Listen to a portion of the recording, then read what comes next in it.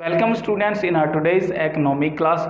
तो स्टूडेंट्स आज हम डिस्कस करेंगे जो हमारा the story of village Palampur chapter चल रहा था वो हमने अप्रोक्सीमेट खत्म कर लिया था।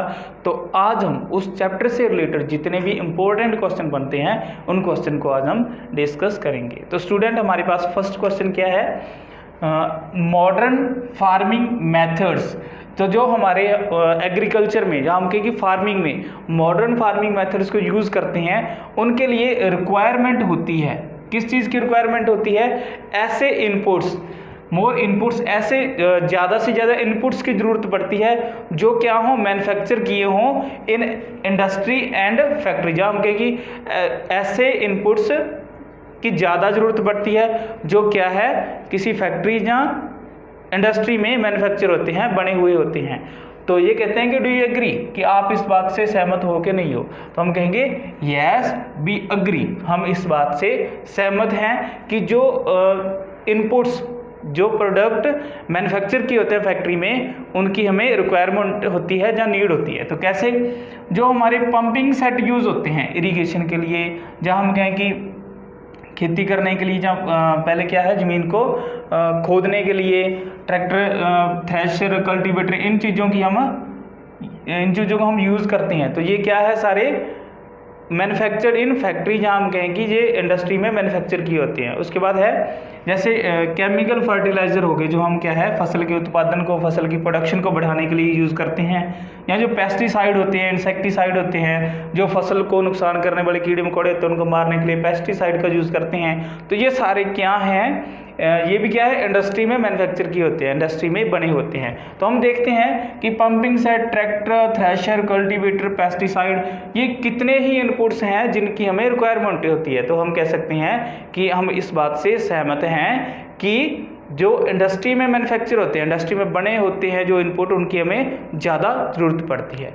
तो सेकंड क्वेश्चन है हमारे पास, how did the spread of electricity, electricity के पहुंचने से, इलेक्ट्रिसिटी के फैलाव से जो विलेज पालमपुर के फार्मर थे उनकी हेल्प कैसे हुई, उनकी हेल्प कैसे हुई। तो हम देखते हैं कि पहले जो पालमपुर विलेज के जो फार्मर्स थे वो किस प्रकार से इरिगेशन करते थे, किस प्रकार से खेती करते थे, उसके लिए वो ट्रेडिशनल वे का यूज़ करते थे। जैसे कि वो कैनाल से दूर से वो पानी लाते थे, या अगर उन्होंने ज़मीन से पानी निकालना होता था तो वो क्या है, बैलों की हेल्प से इरिगेशन करते थे। तो with the help of electricity, जब सारी चीज़ वहाँ पर इलेक्ट्रीफाइड होगी, तो इलेक्ट्रीफाइड होने से क्या हो गया, उन्होंने पंप सेट लगा लिए, वहाँ पे ट्यूबवेल्स लगा लिए।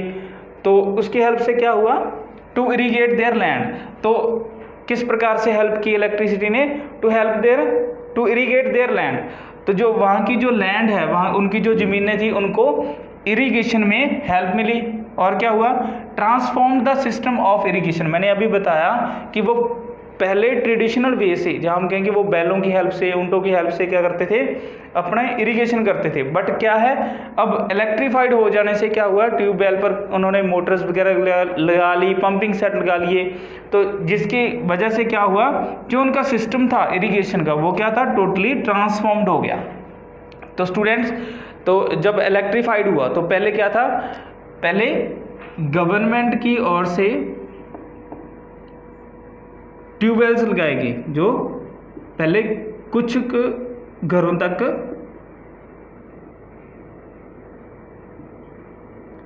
गवर्नमेंट द्वारा ट्यूबवेल्स लगाएगी। उसके बाद क्या हुआ, जब ये इरिगेशन का सिस्टम बढ़िया हो गया तो क्या हुआ, वहाँ पर लोगों ने खुद ट्यूबवेल्स लगाने शुरू कर दिए। तो क्या था, वहाँ पर गवर्नमेंट ट्यूबवेल लगे। उसके बाद क्या था, जब इरिगेशन बढ़िया होने लगी तो वहाँ पर कुछ प्राइवेट ट्यूबवेल्स भी लग गए। अब क्या हो गया, टोटल इलेक्ट्रीफाइड होने से उनकी प्रोडक्शन में भी बढ़ोतरी होगी और जो उनका इरिगेशन सिस्टम था वो भी ईजी हो गया। तो स्टूडेंट्स, जो हमारा थर्ड क्वेश्चन क्या है हमारे पास, what are the different ways of increasing production. Production को इंक्रीज करने के हमने डिफरेंट वेज बताने हैं on the same piece of land. एक ही ज़मीन के टुकड़े पर हमने क्या है, इंक्रीज करनी है प्रोडक्शन को, उसके हमने वेज बताने हैं। तो क्या है स्टूडेंट, फर्स्ट है हमारे पास मल्टीपल क्रॉपिंग। तो मल्टीपल क्रॉपिंग क्या था, grow more than one crops, एक ही पीस ऑफ लैंड पर एक से ज़्यादा फसलों को उगाना। अब ये नहीं है कि फसल के ऊपर फसल उगाना, एक टाइम पीरियड के बाद दूसरी फसल को उगाना, फिर उसको काटने के बाद अगली फसल को उगाना सेम पीस ऑफ लैंड पर, यानी एक ही सीन में एक ही सीजन में 2 से 3 फसलों को उगाना क्या कहलाता है हमारा मल्टीपल क्रॉपिंग। जैसे कि पालमपुर विलेज में हमने पढ़ा था कि रबी क्रॉप्स उगाई जाती है। जब रबी का सीजन होता है, जहाँ हम कहें कि विंटर सीजन होता है, तब वहाँ पर क्या है बीट एंड मस्टर्ड की खेती की जाती है। एंड जब खरीफ का सीजन आता है तो वहाँ पर कॉटन एंड राइस, जो कि हम कहते हैं रेनी सीजन, उसमें कॉटन एंड राइस की फसल निकाली जाती है। जब उनके पास थोड़ा फ्री टाइम होता है, जब कुछ टाइम के लिए ज़मीन खाली रहती है, तो वहाँ पर क्या है वो ज़मीन को खाली नहीं छोड़ते, वहाँ पर जैसे हम कहें कि पोटैटो या हम कहें कि खीरे वगैरह की खेती करते हैं। तो यहाँ हम कहें ये भी कह सकते हैं कि ज़मीन को बिल्कुल भी खाली ना छोड़ना पूरे सीजन में, उससे 2 से 3 फसलों को निकालना ही क्या कहलाता है मल्टीपल क्रॉपिंग। तो फर्स्ट भी है हमारा multiple cropping to increasing production on the same piece of land. Second क्या है हमारे पास मॉडर्न फार्मिंग मेथड्स। तो मॉडर्न फार्मिंग मेथड्स कौन से हैं टू ये हम कहेंगे कि प्रोडक्शन को इंक्रीज करने के लिए जो मॉडर्न फार्मिंग मेथड्स को यूज़ किया जाता है, जैसे कि हाई वैरायटी के सीड्स को यूज़ करना, या हम कहें कि पेस्टिसाइड इंसेक्टिसाइड यूज़ करना। और हमने डिस्कस किया था जो हमारी मॉडर्न मशीन्स हैं, जैसे हम कहें कि ट्रैक्टर, थ्रेशर, कल्टीवेटर, ये हमारे क्या है मॉडर्न फार्मिंग के मेथड हैं। उनकी हेल्प से भी हम क्या कर सकते हैं हमारी जो प्रोडक्शन है उसको इंक्रीज़ कर सकते हैं। तो स्टूडेंट्स हमने डिस्कस किया था जैसे कि 1960 में हुआ था। 1960 में पंजाब, हरियाणा एंड उत्तर प्रदेश में क्या हुआ था कि किसानों ने, फार्मर्स ने इसका मॉडर्न फार्मिंग मेथड्स का यूज़ किया, और जिसका रिजल्ट क्या हुआ कि वहाँ पे ग्रीन रेवोल्यूशन आया। यानी यह हम कहें कि जो बीट एंड जो राइस थी उसमें क्या हुआ एकदम से उनकी प्रोडक्शन में बढ़ोतरी होगी।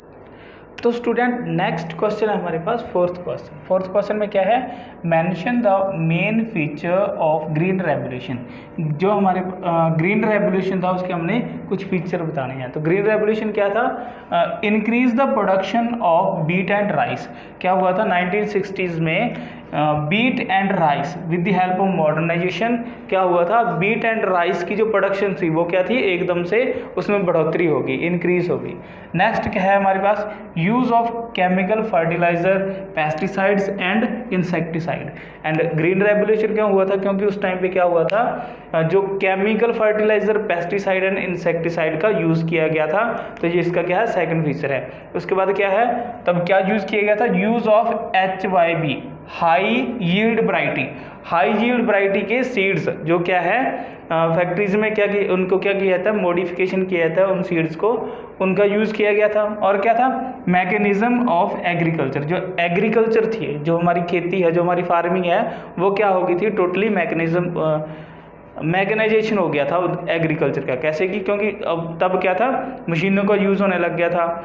तो हम कह सकते हैं टोटली इरिगेशन का, जहाँ हम कहें कि एग्रीकल्चर का जो सिस्टम था वो क्या हो गया था टोटल ट्रांसफॉर्म हो गया था। नेक्स्ट क्वेश्चन है हमारे पास what are the harmful effects of green revolution. तो ग्रीन रेवोल्यूशन आया क्योंकि क्या हुआ था केमिकल फर्टिलाइजर का यूज़ हुआ, पेस्टिसाइड इंसेक्टिसाइड का यूज़ हुआ, हाई वैरायटी के जो सीड्स थे उनका यूज़ हो गया। तो उस ग्रीन रेवोल्यूशन के कुछ हार्मफुल इफेक्ट थे वो हम डिस्कस करते हैं। पहला क्या है कि लॉस ऑफ सॉइल फर्टिलिटी। इसके लिए मैंने आपको एक स्टोरी डिस्कस की थी, मुर्गी वाली स्टोरी, सोने के अंडे वाली। तो स्टूडेंट वैसे ही क्या हुआ ग्रीन रेवोल्यूशन के आने से क्या हो गया जो हमारी प्रोडक्शन है उसमें तो एकदम से इंक्रीज होगी, बट क्या हुआ जो हमारी सॉइल की फर्टिलिटी, जो हमारी मिट्टी की उत्पादकता शक्ति है वो क्या है लॉस होगी with use of fertilizer, pesticide and insecticide. और क्या हो गया डिप्लेशन ऑफ वाटर टेबल। तो क्या हुआ with the help of electricity की हेल्प से क्या हुआ जो हमारी ज़मीन के स्तर का जो पानी है वो क्या है हमने एकदम से यूज़ कर लिया, उसका काफ़ी ज़्यादा यूज़ कर लिया इरिगेशन के लिए। तो हमने पढ़ा था कि जो हमारे नेचुरल रिसोर्सेज हैं उनको बनने में लाखों करोड़ों साल लग जाते हैं। तो क्या हुआ हमने थोड़े ही टाइम में उसका बहुत ज़्यादा यूज़ कर लिया। तो हम कह सकते हैं कि जो हमारा वाटर टेबल है वो क्या है डिप्लेशन हो गया, जो पानी का स्तर है वो क्या है नीचे हो गया। तो नेक्स्ट है हमारे पास डेस्ट्रॉयड नेचुरल रिसोर्सेज।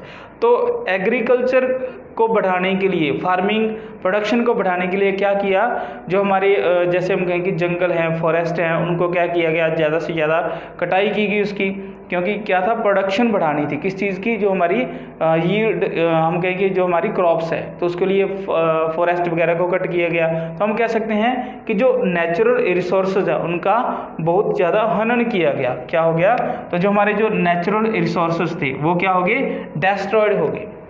तो स्टूडेंट इस जो क्वेश्चन है इसकी आपको PDF फाइल मिल जाएगी। तो student enough for today, have a nice day.